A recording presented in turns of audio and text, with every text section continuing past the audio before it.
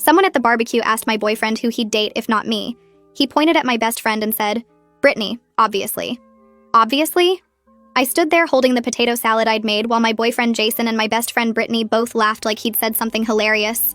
We were at our friend Tom's annual summer barbecue with about 30 people, and Jason had just announced to everyone playing the stupid drinking game that he'd pick my best friend if I didn't exist.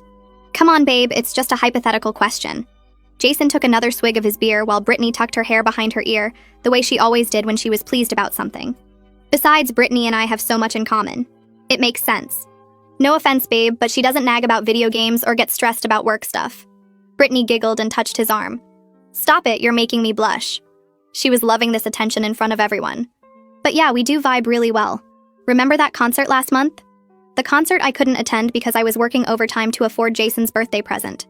You two went to a concert together? I asked, and several people looked surprised. Jason rolled his eyes. You were busy like always. Brittany stepped up. That's what friends do. We should tell her about the other thing, Brittany said, then covered her mouth like she'd revealed a secret. What other thing? I set down the potato salad because my hands were shaking. Jason waved his hand dismissive. Brittany's been helping me apartment hunt. You know, for when we move in together. We'd never discussed moving in together. We're moving in together? Jason laughed. Not we. Me and my future roommates.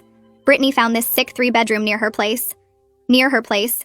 My best friend was helping my boyfriend find an apartment near her without telling me. When were you planning to mention this? Brittany jumped in defensive. He needs his space. You're always suffocating him with your need to know everything. She said this in front of everyone like it was common knowledge. That's rich coming from someone who texts him more than I do. The words came out before I could stop them. Jason's friend Alex laughed. Oh shit, she knows about the texts. Everyone turned to look at Alex, who immediately looked guilty. I'd seen Jason's phone light up with her messages at midnight, at 1 a.m., at 3 a.m. We're friends. Friends text. Brittany said, but her face was red. Besides, you work nights, so someone needs to keep him company. Tom's girlfriend Lisa pulled me aside. Hey, maybe we should go inside for a bit. But I wasn't moving. No, I want to hear more about how my boyfriend and best friend would be perfect together. Jason stood up annoyed. See, this is why I said Brittany. She doesn't make everything a drama. He walked over to the cooler for another beer. You're exhausting sometimes. Brittany's just easier. Brittany nodded, supportive. You do tend to overthink things. Like when you got upset about me borrowing your dress without asking. The dress she'd worn to Jason's cousin's wedding that I wasn't invited to because they only had one extra spot. You went to his cousin's wedding?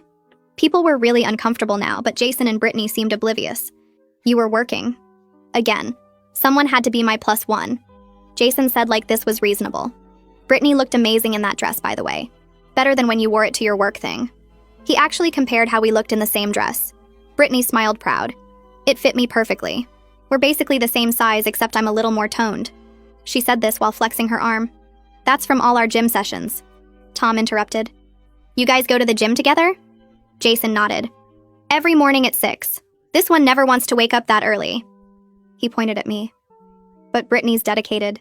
She spots me in everything. I worked until 7 a.m. most mornings, which they both knew. So, while I'm saving lives at the hospital, you two are working out together? Brittany laughed. Saving lives? You're a nurse, not a doctor. You basically just follow orders. My best friend since middle school just dismissed my entire career. At least I have a career. You're still living off your parents at 26. Brittany's face went dark. My parents support my art. Not everyone has to slave away at a depressing job. She moved closer to Jason, protective. Jason understands my creative spirit. He's actually been modeling for my paintings. This was news to everyone. You've been modeling for her? I asked Jason, who shrugged. She needed a subject, and I have a good body. He lifted his shirt to show his abs, which was weird and awkward. Bro, you're 5'8". Models are like 6'2" minimum. Jason got defensive. Height doesn't matter for certain types of modeling. Brittany's been taking photos for my portfolio. He pulled out his phone to show everyone. Look at these shots she took. The photos were Jason, shirtless in various poses in what was clearly Brittany's bedroom. These were taken in your room, Brittany. Lisa said what everyone was thinking. Brittany got defensive. So? The lighting is better there? It's not weird? She grabbed Jason's phone to show more. This one's my favorite. Very intimate and vulnerable. It was Jason on her bed looking at the camera with what he probably thought was a sexy expression. Why is he on your bed? I asked, and the entire barbecue was watching now. Brittany started saying something about natural light and artistic composition, but I was already walking away from the group gathered around the patio table. My legs felt weird and disconnected, like they belonged to someone else, but they kept moving toward the side gate that led to the front of Tom's house. Behind me, I heard someone say my name, but the voices all blended together into noise I couldn't separate into actual words. The gate latch stuck for a second, and I had to pull it twice before it opened, and then I was on the front lawn walking faster toward where I'd parked my car on the street. Footsteps came up behind me quick, and then Alyssa was there touching my arm gently, trying to get me to stop or at least slow down. She asked if I was okay, and her face looked really worried. But when I opened my mouth to answer, nothing came out except a weird choking sound that wasn't quite crying. She asked again if I wanted her to come with me, or if I needed to sit down for a minute, but I just shook my head and pulled my keys out of my purse. My hands were shaking so bad it took 3 tries to unlock my car door, and Alyssa stood there watching me with this helpless expression, like she wanted to do something but didn't know what. I finally got the door open and climbed in, and she stepped back onto the curb as I started the engine. Through the windshield, I could see her mouth moving, saying something else, but I was already pulling away from the curb and driving down Tom's street away from the barbecue, and all those people who'd just watched my boyfriend and best friend humiliate me. I made it 2 blocks before my hands started shaking. So hard I had to pull over into a parking lot next to a closed dry cleaner. My whole body was shaking, actually, and my breathing came out in these short gasps that made my chest hurt. I sat there gripping the steering wheel trying to make myself calm down enough to drive safely, but every time I closed my eyes, I saw Jason's face when he said Brittany was easier than me. After maybe 10 minutes, I started driving again, but 3 blocks later the shaking got worse, and I had to pull into a gas station and park near the air pump. A guy pumping gas at the next pump over glanced at me, and I turned my face away and pretended to look at my phone until he left. When I finally made it to my apartment complex, I sat in my assigned parking space with the engine off, just staring at the steering wheel. The clock on my dashboard said it was only 7:30, which meant I'd been at the barbecue for less than 2 hours, even though it felt like days had passed since I walked in carrying that stupid potato salad. My phone buzzed in my purse, but I didn't check it. Dawn from the apartment next to mine walked past carrying grocery bags and stopped when she saw me sitting in my car. She came over and tapped on my window, asking through the glass if everything was all right. I nodded and gave her what I hoped looked like a normal smile and waved to show I was fine. She looked uncertain but nodded back and continued toward the building entrance. I waited until she disappeared inside before I got out of my car and walked to my apartment on the 2nd floor. Inside my apartment, I dropped my purse on the floor by the door and went straight to my bedroom without turning on any lights. I grabbed my phone and sat on my bed with my back against the headboard and opened my text messages. There were already 3 new messages from people at the barbecue, but I ignored those and scrolled back through my conversation history with Jason, going back weeks and then months. Every message I'd sent him asking what he was doing or if he wanted to come over suddenly looked different, now that I knew he was probably with Brittany when he said he was busy or tired or hanging with the guys. I opened my photos and started scrolling through, looking at every picture from the past 6 months. There was the concert Brittany and Jason went to without me, and I remembered that night exactly because I'd worked a double shift that ran until 3 in the morning. Jason had texted me around midnight saying he was bored and going to bed early, and I'd felt guilty for not being available. I pulled up my work schedule app and checked the date, and sure enough, I'd covered an extra shift that night because Jason had been short on rent money and asked if I could help him out. He'd promised to pay me back but never did, and I'd just let it go because that's what you do for people you love, supposedly. I switched to my email and searched for receipts from the past few months.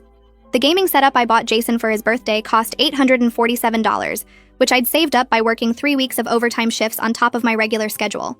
The receipt was dated June 15th, and his birthday was June 20th, so I'd planned ahead to make sure it arrived on time. I scrolled through more emails and found confirmation for the concert tickets that Brittany and Jason used, even though I was the one who originally bought them before I realized I had to work that night. I'd told Jason to sell them or give them away, but apparently he gave them to Brittany instead. There were receipts for dinners I'd paid for and movies I'd bought tickets to, and the new phone case Jason wanted because his old one was cracked.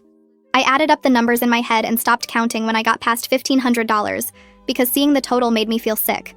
None of the receipts showed Jason paying me back or contributing anything, and I realized I couldn't remember the last time he'd paid for something when we went out together. My phone lit up with a new text, and I saw Jason's name on the screen. The message asked why I made such a scene and embarrassed him in front of everyone. A second message came through right after saying I was being dramatic about a harmless game question and that I needed to chill out.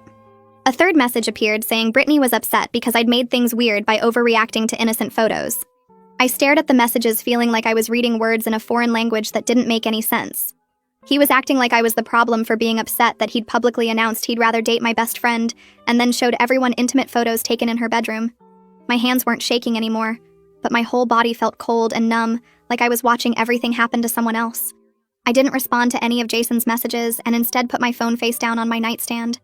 The apartment was completely quiet except for the sound of my neighbor's TV through the wall playing some game show with canned laughter. I sat there on my bed in the dark for a long time before I finally picked up my phone again and called the hospital. My supervisor answered on the third ring, and I told her I needed to call in sick for my shift tomorrow night. My voice came out scratchy and weird, and she asked if I was okay because in 2 years of working there, I'd never called in sick once. I said I thought I was coming down with something and just needed a day to rest. She told me to take care of myself and not to worry about the shift because they'd find coverage. After I hung up, I felt relief mixed with shame because I'd just lied to my supervisor who trusted me, and now someone else would have to cover my shift. But the thought of going to work and pretending everything was normal while my brain kept replaying Jason saying Brittany was easier made my stomach hurt. I set my phone down again and pulled my knees up to my chest and sat there in the dark, listening to the game show laughter from next door. When I woke up the next morning still wearing yesterday's clothes, my phone screen showed 17 new text messages. I rubbed my eyes and started reading through them one by one. Tom had sent 2 messages apologizing for what happened and saying he had no idea things would go that way. Alyssa sent 3 messages asking if I was okay and if I wanted to talk. 2 people from the barbecue, whose names I barely remembered, sent short messages asking if I was all right. Then there were the other messages from people saying I'd overreacted and made everyone uncomfortable by causing drama. Someone named Jared, who I'd met maybe twice, said it was just a game and I took it too seriously. Another person said Jason was probably drunk and didn't mean anything by it. The worst one was from Kellen, who wrote a whole paragraph defending Jason, saying it was just guy talk and that I was being too sensitive and couldn't take a joke. He said everyone was talking about how I stormed off and made a scene over a hypothetical question that didn't mean anything. I read his message 3 times, feeling my face get hot, because Kellen had been at every hangout for the past year, and I'd considered him a friend. My phone buzzed with a new message while I was still staring at Kellen's text. This one was from Brittany, and it was long enough that I had to scroll to read the whole thing. She wrote that I was ruining her friendship with Jason over nothing, and that I'd always been jealous of her even back in middle school. She said the modeling photos were for her art portfolio, and I was making it weird by sexualizing her work, when it was just about capturing the human form. She wrote that Jason had been telling her for months how stressed and controlling I'd become, and how I never wanted to have fun anymore. She said she'd tried to be supportive of our relationship, but I was clearly too insecure to handle Jason having female friends. The message ended with her saying she hoped I'd get therapy or something, because my behavior at the barbecue was embarrassing for everyone. I read the whole message twice and then put my phone down on my bed and walked to the bathroom. My reflection in the mirror looked terrible with smudged mascara and my hair sticking up weird on one side. I splashed cold water on my face and tried to remember when exactly Brittany had become someone who would send me a message like that. Back in my bedroom, I picked up my phone and started taking screenshots of everything. I screenshotted Jason's text from last night calling me dramatic. I screenshotted the timeline of the concert date matched up with my work schedule showing I'd covered his rent. I screenshotted the receipt for his birthday present. I screenshotted Brittany's long message about me being jealous and insecure. I screenshotted Kellen's message defending Jason. I went through my photo gallery and screenshotted pictures of Jason and me together from months ago, when things seemed normal compared to recent photos where I was always alone or just with coworkers. I saved everything to a folder on my phone not because I had any kind of plan, but because I needed to see it all organized in one place to prove to myself this was really happening. Looking at the evidence laid out like that made it impossible to pretend I was overreacting or being too sensitive. The pattern was clear when you put all the pieces together, showing how I'd been working overtime to support Jason financially, while he spent his free time with Brittany doing things he claimed he was too tired or busy to do with me. My phone rang around 2 in the afternoon and Cyrus's name appeared on the screen. I almost didn't answer, but then figured he'd just keep calling until I picked up. His first words were asking what the hell happened because Mom had called him saying something was wrong and I wasn't answering her messages. I hadn't even noticed Mom had texted me. I started explaining about the barbecue and Jason's answer to the game question, but my voice kept breaking and I had to stop and start over. Cyrus stayed quiet while I told him everything, including the concert and the apartment hunting and the modeling photos in Brittany's bedroom. When I finished, he was silent for a long moment, and then he said he was going to go over to Jason's place right now and make him regret being born. I told him not to do that even though part of me wanted him to. He argued that Jason deserved to get his ass kicked for treating me like that in front of everyone, but I said I needed to figure out what I wanted to do first, before anyone confronted Jason. Cyrus finally agreed, but said if I changed my mind, he was ready whenever I needed him. After we hung up, I felt slightly better, knowing at least someone was completely on my side without any questions or doubts about whether I'd overreacted. I spent most of Sunday going through every social media account, blocking anyone connected to Jason or Brittany, because I needed them completely out of my life. My phone buzzed around 6 in the evening with a knock at my door that made my stomach drop. I looked through the peephole and saw Jason standing there holding a pizza box like he was just stopping by for a casual visit. He knocked again and called out asking if I was home because he could see my car in the parking lot. I opened the door just enough to block the entrance and asked what he wanted. He held up the pizza box with this confused smile like I should be happy to see him, and asked if I was done throwing my tantrum because we could go back to normal now and he was hungry, so what was for dinner? The pizza wasn't even the kind I liked. It was the meat lover's special he always ordered, even though I told him 100 times I didn't eat that much red meat. I told him we were done, and I wanted him to leave, which seemed to genuinely shock him based on how his face changed. He actually laughed and said I was overreacting to a stupid party game, and that Brittany was just his friend, and I was being controlling by having a problem with their friendship. He tried to push past me into the apartment, but I held the door firm and repeated that we were done, and he needed to leave. Jason set the pizza box down on the hallway floor and started listing all the reasons I was wrong about the situation. He said the concert was just two friends hanging out, and the apartment hunting was him trying to be independent, and the gym sessions were about fitness goals, and the modeling photos were about Brittany's art career. He made it sound like I was inventing problems that didn't exist, and that any reasonable person would understand his friendship with Brittany was completely normal. I asked him if he thought it was normal to tell 30 people at a party that he'd obviously date my best friend if I didn't exist.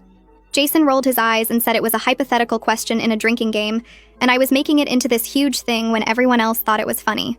He kept saying I would change my mind once I calmed down, and that I always got emotional about stuff and then felt stupid later. He reached out to hug me like that would fix everything, and I physically pushed his hands away from me.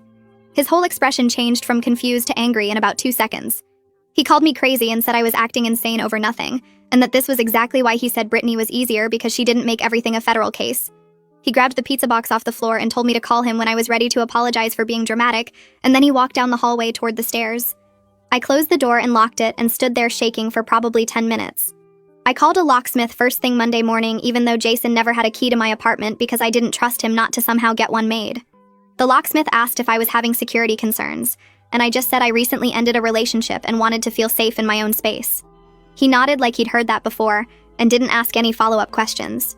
The whole process took about 40 minutes and cost me $200 I didn't really have to spare, but it was worth it to know Jason couldn't just show up inside my apartment somehow. The landlord called me later that afternoon because apparently you're supposed to notify them before changing locks, and I explained the situation about ending a relationship and needing to feel secure. She was actually really sympathetic and said she understood completely and just needed a copy of the new key for emergencies, which I dropped off at the office that evening. I went back to work for my next shift on Tuesday night, and Whitney immediately noticed something was wrong when I walked into the break room. She asked if I was okay, and I gave her the basic story about the barbecue and Jason's answer and everything that came out about the concert and the apartment hunting and the modeling photos. Whitney listened without interrupting, and then told me about her own experience with a guy who made her feel crazy for noticing obvious red flags. She said he used to tell her she was too sensitive whenever she brought up concerns about his female coworker, and it turned out he'd been sleeping with the coworker for 6 months. Her story made me feel less alone in what I was going through, because she understood exactly how it felt to be gaslit about something you could clearly see happening. My phone kept buzzing throughout my shift with texts from Jason that alternated between apologizing and blaming me. During our break, Whitney asked to see the messages, and I showed her the 15 texts he'd sent since I got to work. One text said he was sorry for calling me crazy and that he loved me and wanted to work things out. The next text said I was being unfair and controlling and that I needed to grow up. Then another apology followed by another message saying Brittany was right about me being jealous and insecure. Whitney looked at the messages and said someone who respected my decision to break up wouldn't be harassing me like this. She convinced me to block his number right there in the break room, and I did it, even though part of me felt guilty about cutting off communication completely. Tom texted me Wednesday morning to apologize for the barbecue situation and said he had no idea Jason and Brittany were spending that much time together. He mentioned that several people at the party felt uncomfortable with how Jason answered that question, and that Lisa was really upset about the whole thing. Tom said he valued our friendship and didn't want me to feel like I couldn't come to future gatherings because of what happened. His message actually made me feel a little better, because at least some people recognized how messed up the situation was. Alyssa reached out Thursday asking if I wanted to get coffee, and when we met up on Friday afternoon, she told me she'd been noticing weird vibes between Jason and Brittany for months.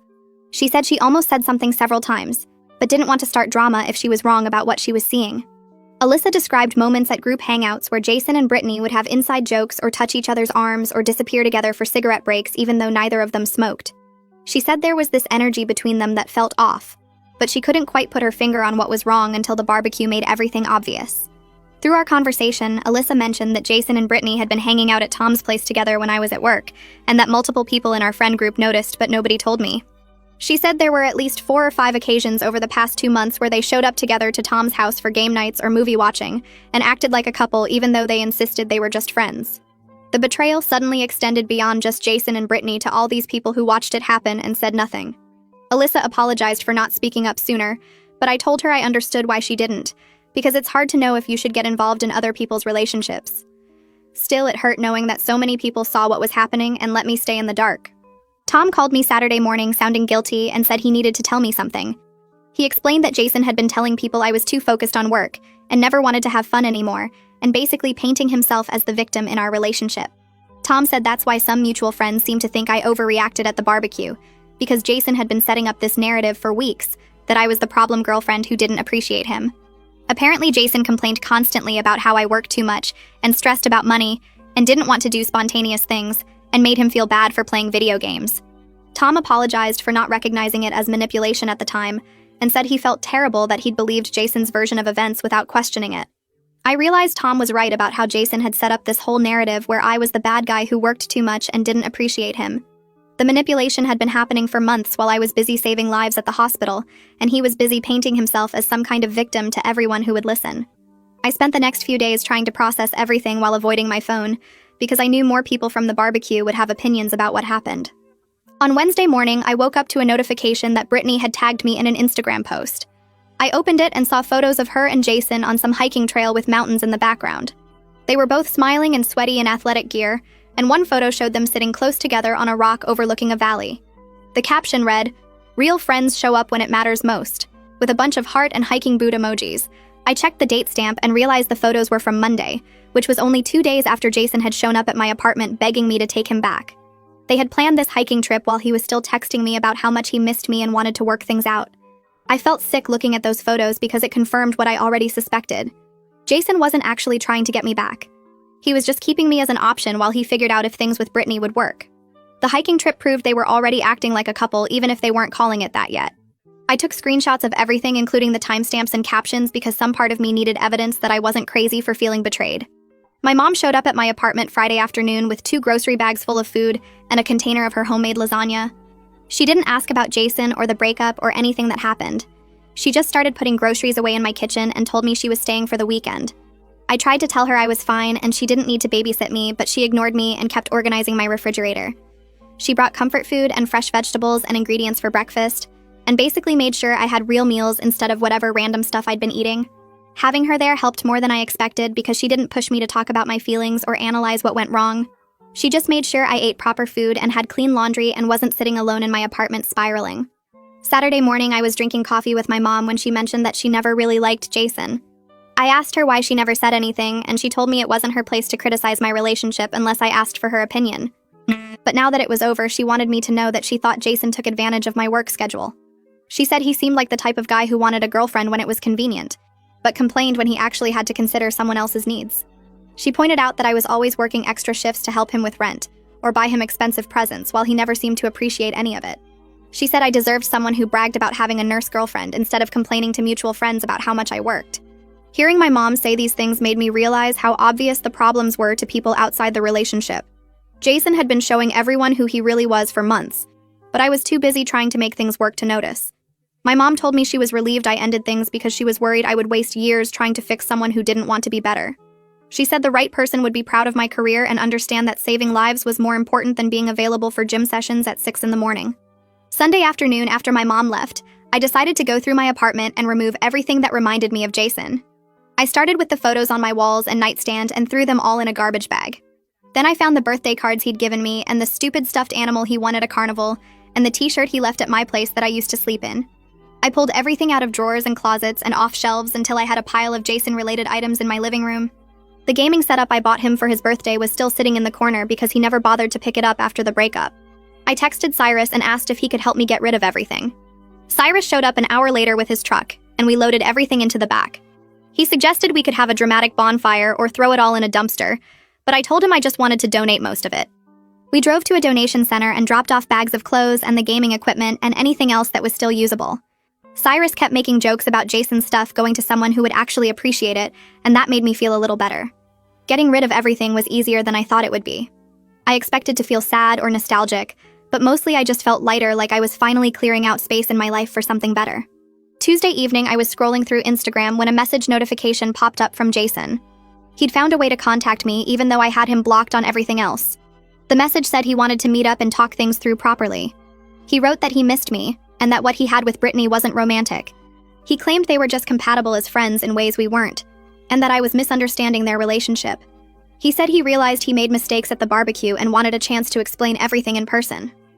Part of me wanted to ignore the message completely, but another part of me wanted closure, and a chance to say everything I needed to say without him interrupting or deflecting. I agreed to meet him Wednesday afternoon at a coffee shop near my apartment. I picked a public place with lots of people because I didn't trust him not to make a scene if things got heated. I told Whitney about the meeting, and she made me promise to text her when it was over. I got to the coffee shop 15 minutes early and ordered a drink and sat at a table near the window where I could see the parking lot. Jason's car pulled in 30 minutes after our agreed meeting time, and I watched him check his hair in the rearview mirror before getting out. He walked into the coffee shop and spotted me and came over acting like showing up late wasn't a big deal. He sat down across from me and immediately started talking about how hard the breakup had been for him. He said he'd been really struggling with everything and that he missed having me in his life. He talked about how lonely he felt and how he didn't realize how much he relied on me until I was gone. He went on and on about his feelings and his experience and his difficulties, without once asking how I was doing or acknowledging that he was the one who caused all of this. I sat there drinking my coffee and letting him talk, because I wanted to see if he would eventually get to an actual apology or take any responsibility for what happened. Jason admitted that he and Brittany had been spending more time together lately, but he insisted it was only because I was always working. He said he needed companionship and someone to do things with, and Brittany was available when I wasn't. He actually had the nerve to suggest we could try our relationship again, if I was willing to cut back my hours at the hospital and be more available for him. He said relationships require compromise, and that maybe I had been prioritizing my career over us. He made it sound like the whole problem was my job, and my schedule, and my unwillingness to put him first. I told Jason that I work night shifts because I'm saving people's lives and supporting myself financially, and I'm not apologizing for having a career I care about. I said that plenty of people have relationships where both partners work demanding jobs, and they make it work because they respect each other's commitments. His response was that Brittany doesn't make him feel bad about playing video games all day, and that she understands his need for freedom and flexibility. Hearing him say that told me everything I needed to know about his priorities. He wanted a girlfriend who would be available whenever he wanted attention, but wouldn't expect him to contribute anything meaningful to the relationship. When I brought up the apartment hunting and the modeling photos in Brittany's bedroom, Jason got defensive. He said I was twisting innocent things into something bad and making everything seem worse than it actually was. He claimed the apartment hunting was just Brittany being helpful since she knew the area better, and the photos were just for her art portfolio. He said I was being paranoid and jealous, and that I couldn't accept that he had a close friendship with someone else. He got more and more annoyed as I kept pushing back on his explanations, until finally he stood up and said he couldn't talk to me when I was being unreasonable. He left the coffee shop without paying for his drink, and I sat there for another 20 minutes just processing how delusional he was about the whole situation. That evening I got a message from Brittany saying she heard I met with Jason, and that I needed to stop trying to come between them. She wrote that their connection was special and real, and that I was being a bad friend by not supporting her happiness. She claimed that Jason and I were never right for each other anyway, and that she could see that even when we were still together. She said I should be happy for them instead of causing drama and making everything difficult. The message was so ridiculous that I almost laughed because she actually believed she was the victim in this situation. I opened my phone and typed out one message to Brittany telling her that real friends don't go after their best friend's boyfriend, and that I wanted nothing more to do with her. I hit send and immediately blocked her number before she could respond with more excuses or fake concern. Then I went through Instagram, Facebook, Snapchat, and every other app, blocking her on all of them so she couldn't reach me anymore. It felt good to cut that connection completely, instead of leaving any door open for her to keep inserting herself into my life. Whitney texted me the next day asking if I wanted to grab dinner with some of her friends from her apartment complex, and I almost said no out of habit. But then I realized I'd been turning down invitations like this for months, because Jason always wanted me available on my nights off. I told Whitney yes and showed up at this Thai place near her building, where she introduced me to 3 women who all worked different jobs and had their own lives going on. They were friendly and asked normal questions about my nursing work, and nobody knew anything about my drama with Jason and Brittany. We talked about a new show everyone was watching and someone's terrible date last week, and it felt so refreshing to just be a regular person having dinner, instead of always being on edge about what Jason might say or do. One of Whitney's friends mentioned a hiking group that met on weekends and asked if I'd want to join sometime, and I realized how isolated I'd become in Jason's world, where everything revolved around his friends and his schedule. I started picking up extra shifts at the hospital, partly because I needed the distraction from thinking about everything, and partly because my savings account was basically empty after covering Jason's expenses for months. He'd always been short on rent, or needed money for something, and I just paid it without really keeping track because that's what you do in a relationship. My supervisor noticed I was taking every available shift and pulled me aside during a break to ask if everything was okay at home. I told her I'd recently ended a relationship and was keeping busy, and she nodded like she understood. Then she mentioned that the hospital was starting a leadership training program for nurses interested in charge positions, and that she thought I'd be a good fit if I wanted to apply. The program came with a small raise and better scheduling options, and I told her I'd think about it even though I was already mentally filling out the application. Tom texted me a few days later saying he was having a small game night at his place and wanted me to know I was invited, and that Jason definitely wouldn't be there. He said he valued our friendship independent of Jason, and didn't want me to feel like I had to disappear from the friend group just because of what happened. I appreciated that he was being direct about it instead of doing that awkward thing where people avoid mentioning the situation entirely. I showed up to Tom's game night feeling nervous about who else would be there, but it ended up being just Tom, Alyssa, and 2 other people I knew from previous gatherings. But we played this card game that required actually paying attention, and I found myself laughing at someone's terrible strategy and forgetting to feel anxious about the whole situation. Alyssa pulled me aside later while we were getting drinks from the kitchen and mentioned that Jason had apparently been upset about not being invited tonight. She said he'd texted Tom asking what was going on, and seemed genuinely surprised that Tom was still hanging out with me. Jason had assumed everyone would automatically take his side, or at least stay neutral by avoiding both of us, but that wasn't happening. Alyssa said she'd been meaning to tell me that several people from the barbecue had reached out to her afterward, saying how uncomfortable Jason's behavior made them. The way he'd compared how Brittany and I looked in the same dress and showed those bedroom photos to everyone had crossed a line that even his friends noticed.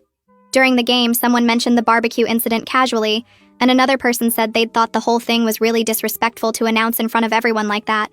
I learned that Kellen was apparently the only one still fully defending Jason, and even he was getting tired of listening to Jason complain about how I'd overreacted and ruined everything. Tom said Jason had been texting him constantly trying to get validation that he hadn't done anything wrong and that Brittany was just his friend. But Tom had finally told him that parading around your girlfriend's best friend as your backup option in front of 30 people were a jerk move, regardless of intent. I felt this weight lift knowing I wasn't crazy for being hurt by what happened and that other people had seen how wrong it was even if they hadn't said anything at the time. I filled out the application for the leadership training program at work and submitted it along with a recommendation from my supervisor. 2 weeks later, I got an email saying I'd been accepted into the program starting next month. The acceptance letter outlined the small raise that came with it and mentioned that charge nurses typically got better scheduling flexibility and more input on their shifts. Whitney found me in the break room after I got the news and gave me a hug saying she knew I'd get in. She pointed out that I was already doing better without Jason dragging me down with his constant needs and complaints. I hadn't really thought about it that way, but she was right that I had more energy for my actual job now that I wasn't spending my off time managing Jason's feelings about my work schedule. Cyrus called me one evening and mentioned he'd run into Jason at the gym where they both had memberships. Jason had apparently tried to act friendly and ask how I was doing like they were just casual acquaintances catching up. Cyrus told him to move on and leave me alone, which Jason hadn't taken well according to my brother. Jason had gotten defensive and said he was just being nice, and that I was the one making everything difficult by turning people against him. Cyrus said he'd told Jason that nobody needed to turn anyone against him because his own actions at that barbecue had done the job just fine. I thanked my brother for having my back, even though part of me wished Jason would just fade away entirely instead of trying to maintain these weird connections. I signed up for therapy through the hospital's employee assistance program, which gave staff members a certain number of free sessions per year. The therapist I met with was this older woman who asked me to walk her through the relationship and the breakup without interrupting or offering advice right away. After I finished talking, she pointed out patterns where I'd accommodated Jason's needs while he never considered mine. She asked me when Jason had last worked overtime to afford something for me or changed his schedule to support my career, and I realized the answer was never. He'd expected me to organize my entire life around his availability, while treating my nursing job like an annoying hobby that got in the way of his fun. The therapist said recognizing these patterns now would help me avoid similar dynamics in future relationships, and that the work we'd do together would focus on rebuilding my sense of what I deserved from a partner. About 6 weeks after the barbecue, Alyssa texted me a heads up that Jason and Brittany had just made their relationship Instagram official. She wanted me to hear it from her before I stumbled across it myself, which I appreciated, even though seeing it still felt like a punch to the stomach. They'd posted this photo of themselves at some outdoor festival, looking happy and couple-like, with a caption about finding your person when you least expect it.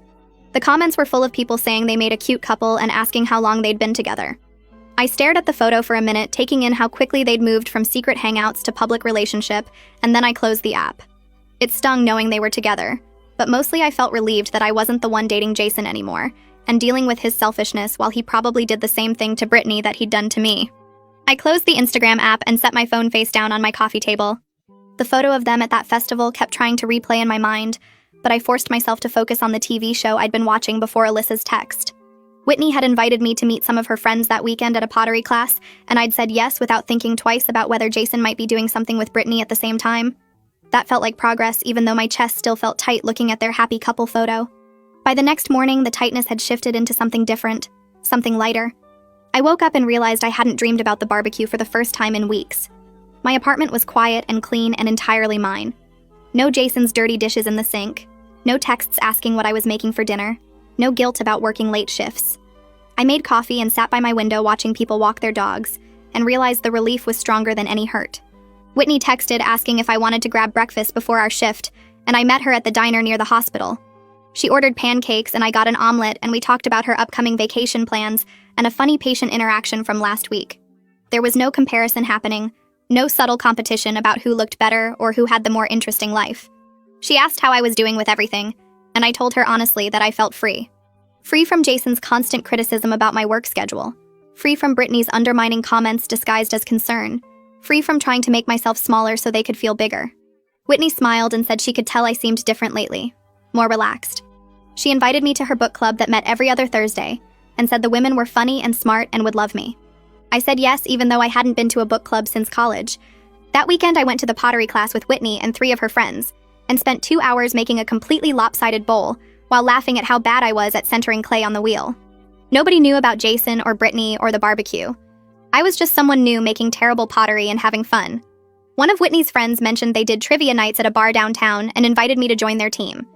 I added it to my calendar and realized I was building a social life that had nothing to do with Jason's friend group or Brittany's drama. On Monday, my leadership training program started with an orientation session where they explained the curriculum and expectations. 12 nurses from different departments sat around a conference table and introduced themselves. I was nervous at first, thinking maybe I wasn't qualified enough or experienced enough, but the program director emphasized that they'd selected people who showed natural leadership qualities in their daily work. The first module focused on mentoring newer nurses and handling complex patient situations. We did role-playing exercises where I had to guide a hypothetical new hire through a difficult family interaction. My supervisor, who was observing the session, pulled me aside during the break and said I had a natural ability to explain things clearly while staying calm under pressure. She said that was exactly the kind of skill they needed in charge nurses. Over the next few weeks, I discovered I actually enjoyed teaching newer staff members. There was a nursing student on my floor who was struggling with time management, and I spent extra time showing her how I organized my patient rounds. She told me later that my advice had helped her feel less overwhelmed. Another nurse who was new to night shifts asked me how I stayed alert during the 3 a.m. slump, and I shared all my tricks. Helping them succeed made me feel competent and valued in ways Jason's dismissive comments about my job never had. He'd always acted like nursing was just following orders, but the leadership training showed me how much skill and judgment went into patient care decisions. Tom called me one evening and asked if he could stop by for a few minutes. He showed up with coffee, and we sat in my living room while he apologized for not speaking up sooner about Jason and Brittany's behavior.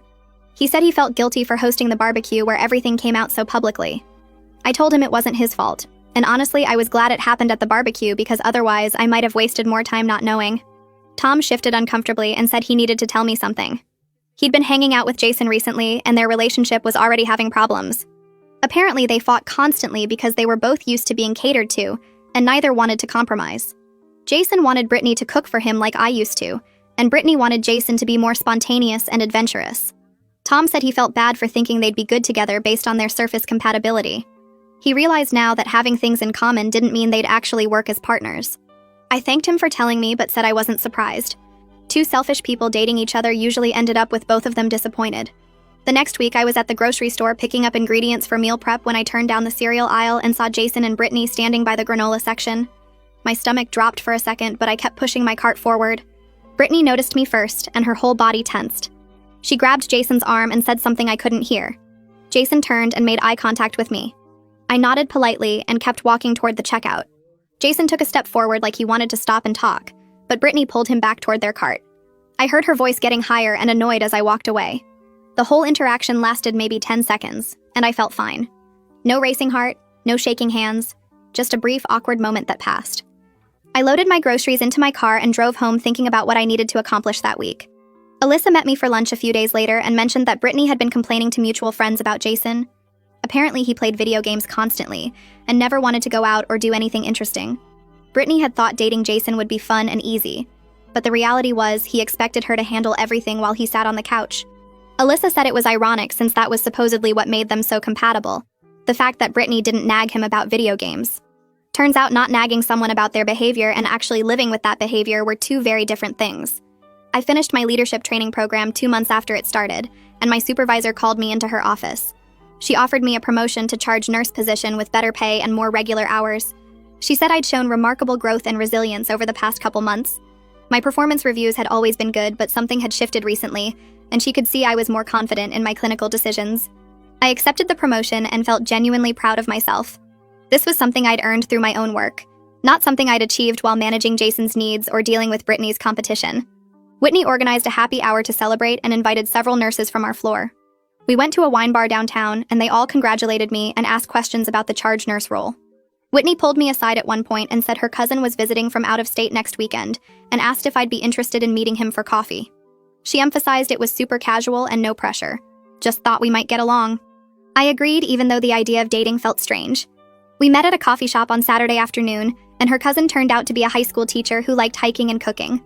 The conversation was easy and pleasant, but I didn't feel any romantic spark. He seemed like a genuinely nice person, and we talked for over an hour about our jobs and families.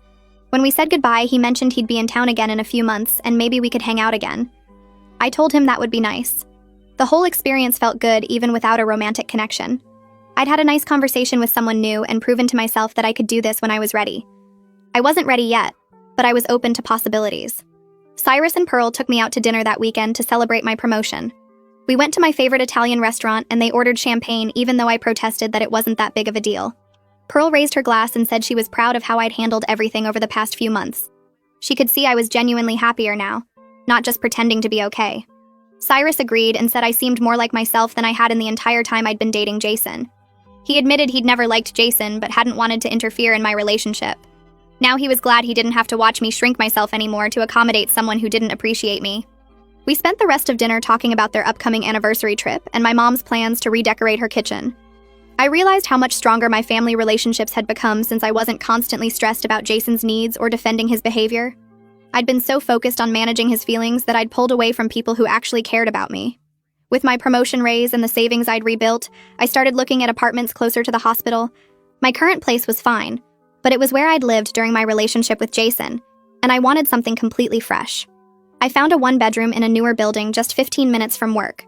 The rent was slightly higher, but my new salary covered it easily. The apartment had big windows and updated appliances, and most importantly, 0 memories of Jason. I signed the lease and spent the following weekend moving with help from Cyrus and Whitney. Pearl brought over a housewarming gift, a set of nice kitchen knives she said every good cook needed. I decorated the space exactly how I wanted with plants and artwork and furniture arrangements that made sense to me. Nobody questioned my choices or suggested I was overthinking the layout. The apartment was entirely mine, and walking into it each day felt like breathing easier. Alyssa started texting me more after my move, just little check-ins about how the unpacking was going or asking if I wanted to grab coffee. At first I thought she was being polite because of the whole Tom connection, but after our 3rd coffee date I realized she actually wanted to be friends. We met at a place near my new apartment and she brought me a succulent plant as a housewarming gift. She looked uncomfortable when we sat down with our drinks. She said she needed to tell me something that had been bothering her for months.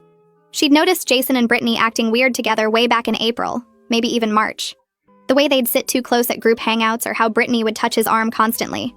She'd seen them leave Tom's place together a few times when I was working, and it never sat right with her. She felt terrible for not saying anything sooner, but she didn't want to cause problems if she was reading too much into it. She kept second-guessing herself because Jason was my boyfriend and Brittany was my best friend, so surely they wouldn't actually be doing anything wrong. By the time the barbecue happened and Jason said that stuff out loud, she realized she should have trusted her gut and told me months earlier. I set down my coffee and told her she didn't need to feel guilty about any of it. Managing my relationship wasn't her job, and I was grateful she'd been supportive since everything came out. We talked for almost 2 hours about how women get put in these impossible positions around other people's relationship problems. If you say something, you're accused of stirring up drama or being jealous. If you don't say anything and it turns out to be true, you feel guilty for not warning your friend. Alyssa said she'd been in a similar situation years ago, where she knew her roommate's boyfriend was cheating but didn't say anything because she wasn't completely sure. When it all came out, her roommate was mad at her for not speaking up. There's no winning in those situations. I told her I didn't blame anyone except Jason and Brittany for their choices. Other people noticing weird behavior didn't make them responsible for what Jason and Brittany chose to do behind my back. Alyssa looked relieved when I said that. We made plans to meet up again the following week, and it felt good to have a friendship that existed outside of the whole Jason drama.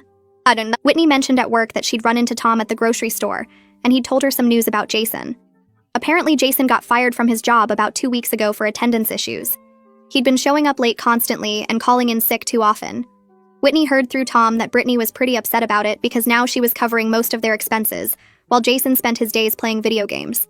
The apartment hunting near her place that seemed so exciting wasn't quite as fun now that she was the one working while he sat around. Tom said Brittany had complained to him that Jason was supposed to be looking for new jobs, but instead he was gaming until 3 in the morning and sleeping until noon. She'd thought dating Jason would be easy and fun compared to how I supposedly made everything difficult. Turns out actually being in a relationship with him came with all the same problems I'd dealt with, except now she couldn't complain to me about it. I felt absolutely nothing hearing about Jason losing his job, except maybe a small bit of satisfaction that Brittany was experiencing what I went through. She got to find out firsthand what it was like to be the responsible one while Jason coasted along doing whatever he wanted. But mostly I was focused on my own life and how much better everything had become. I had a job I loved with a recent promotion and raise. I had a new apartment that felt like mine with no bad memories attached to it. I had real friends like Whitney and Alyssa who actually supported me instead of competing with me or putting me down. Jason's employment status didn't affect me anymore, and that realization felt powerful. 3 months ago, I would have been worried about him or felt guilty for not helping somehow. Now I just didn't care what he did with his life as long as it didn't involve me. Whitney suggested we plan a weekend trip to the beach with some of her friends from her book club. She said they were all really cool and I'd like them. We picked a weekend in late September and booked a beach house that could fit 6 people. As we planned what to bring and looked at the restaurant options near the beach, I realized I was actually excited about social plans instead of anxious. For the entire time I dated Jason, social events felt stressful because I never knew if he'd show up on time, or if he'd spend the whole time on his phone, or if he'd say something that would embarrass me in front of other people. I'd spent so much energy managing his moods and trying to make sure he had a good time that I never actually enjoyed myself. Now I was building a life based on what I enjoyed, rather than accommodating someone else's needs. The beach trip was about spending time with people who made me feel good, instead of people who made me feel small. Whitney's friends didn't know anything about my Jason drama, and I liked that I could just be myself around them without any history hanging over everything. A code blue got called during my shift on a Tuesday night, and I responded along with 2 doctors and another nurse. The patient had crashed suddenly, and we had maybe minutes to stabilize him. I'd handled plenty of emergencies before, but this one was particularly complicated because the patient had multiple conditions that made standard protocols risky. I suggested an alternative approach I'd learned in my leadership training, and one of the doctors agreed it was worth trying. We worked together for almost 40 minutes, and managed to stabilize the patient enough to get him to intensive care. Afterward, the doctor pulled me aside and said my quick thinking probably saved that patient's life. She was going to mention my performance to the hospital administration. The next day, my supervisor called me into her office and said she'd received multiple reports about how well I'd handled the crisis. My confidence in my professional abilities had grown so much over the past few months without Jason's constant dismissive comments about my job. He used to act like being a nurse was just following orders and not a real career. Now I was recognized for my skills and decision-making by actual doctors. I'd always been good at my job, but I'd let Jason make me doubt myself. Without his voice in my head telling me I was overreacting or overthinking everything, I could trust my own judgment again. I stopped at a coffee shop near the hospital before my shift one evening and ran into Kellen waiting in line. He looked uncomfortable when he saw me and I almost left, but he called my name. He said he wanted to apologize for what he'd said at the barbecue about me overreacting. He told me he didn't know the full situation back then, and he felt like a jerk for defending Jason. He'd been hanging out with Jason and Brittany a few times since they got together, and he said they fight constantly. Jason complains that Brittany is too demanding and always wants to do stuff instead of just relaxing. Kellen said it was ironic because Jason used to complain I was too demanding for wanting to know his plans or expecting him to contribute to rent on time. Apparently, Jason complains about whoever he's dating regardless of what they actually do. Kellen said he'd started to realize Jason just doesn't want to put effort into relationships and blames other people when they expect basic consideration. He asked how I was doing and seemed genuinely interested in the answer. I told him I was doing really well, actually. Better than I'd been in a long time. He said he was glad and that he hoped we could still be friendly when we ran into each other. I appreciated the apology even though I didn't need it to move on. Tom texted me about 3 months after the barbecue to invite me to his birthday party. He said it would be at his place with about 20 people, and he wanted me to know I was welcome. He mentioned Jason and Brittany would probably show up, but he didn't want that to stop me from coming if I wanted to. I thought about it for maybe 5 minutes before texting back that I'd be there. I realized I had zero anxiety about potentially seeing Jason. I wasn't worried about what he'd think or what he'd say or whether it would be awkward. I just didn't care enough about his opinion to let it affect my choices anymore. The party was on a Saturday night, and I showed up right on time with a bottle of wine for Tom. Alyssa was already there, and she gave me a hug and introduced me to a few people I didn't know. Whitney came a bit later with her boyfriend, and we hung out by the snack table catching up. About an hour into the party, Jason and Brittany showed up together.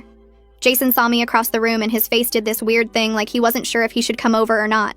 Brittany grabbed his arm and pulled him toward the kitchen, away from where I was standing.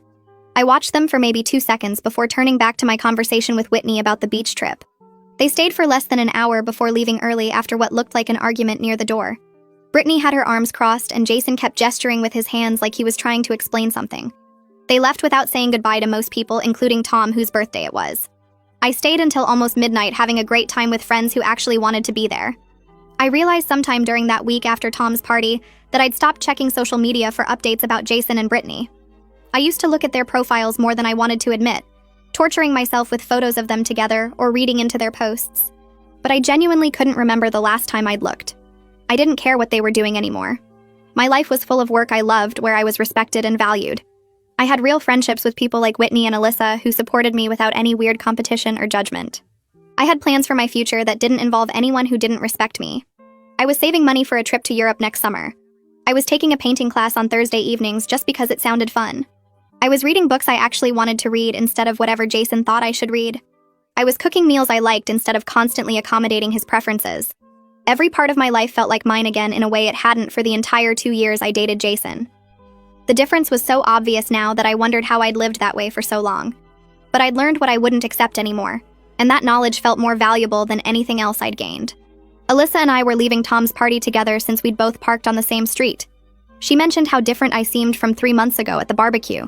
She said I looked more confident and relaxed, like I wasn't carrying around stress all the time. I told her I felt like myself again, maybe even better than before. I'd learned what I wouldn't accept anymore in relationships and friendships. I knew what real support looked like versus people who just kept me around to feel better about themselves.